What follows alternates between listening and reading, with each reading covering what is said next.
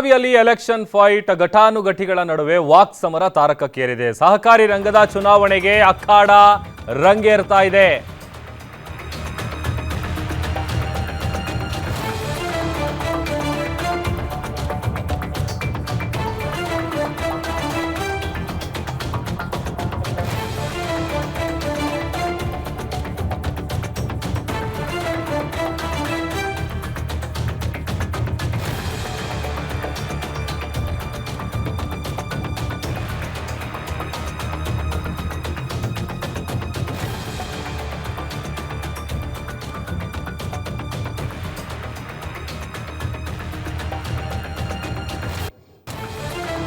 ಒಂದ್ ಕಡೆ ಬೆಳಗಾವಿಯಲ್ಲಿ ಎಲೆಕ್ಷನ್ ಫೈಟ್, ಮತ್ತೊಂದ್ ಕಡೆ ಘಟಾನುಘಟಿಗಳ ನಡುವೆ ವಾಕ್ ಸಮರ.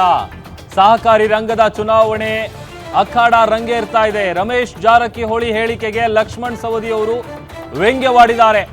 ಅಮಿತ್ ಶಾರಿಂದ ಬಡ್ಡಿ ರಹಿತ ಸಾಲ ತರ್ತೀನಿ ಅಂತ ಸಾಹುಕಾರ್ ಹೇಳಿದ್ರು. ರಮೇಶ್ ಜಾರಕಿಹೊಳಿಗೆ ಸವಾಲೆಸ್ತಿದ್ದಾರೆ ಲಕ್ಷ್ಮಣ್ ಸವದಿ. ಬಡ್ಡಿ ರಹಿತ ಸಾಲ ತಂದ ದಿನವೇ ಸದಸ್ಯರಿಂದ ರಿಸೈನ್ ಕೊಡಿಸ್ತೀನಿ, ಅಥಣಿಗೆ ನೀವು ಬರೋದು ಬೇಡ, ಸಾಲ ತಂದಿರುವಂತ ಡಿಡಿ ಜೆರಾಕ್ಸ್ ಕಳಿಸಿ ಸಾಕು, ಖುದ್ದಾಗಿ ನಾನೇ ಗೋಕಾಕ್ಗೆ ಬಂದು ನಿಮ್ಮನ್ನ ಸತ್ಕರಿಸ್ತೀನಿ. ಬಡ್ಡಿ ರಹಿತ ಸಾಲ ತಂದ್ರೆ ನಿಮ್ಮನ್ನೇ ಅಧ್ಯಕ್ಷರನ್ನಾಗಿ ಮಾಡ್ತೀವಿ. ಇಂತಹ ಗೊಳ್ಳು ಸುಳ್ಳು ಭರವಸೆ ಕೊಟ್ಟು ಅಧಿಕಾರ ಪಡೆಯೋದಲ್ಲ. ರಮೇಶ್ ಜಾರಕಿಹೊಳಿಗೆ ಲಕ್ಷ್ಮಣ್ ಸವದಿ ಅವರು ತಿರುಗೇಟನ್ನ ಕೊಟ್ಟಿದ್ದಾರೆ.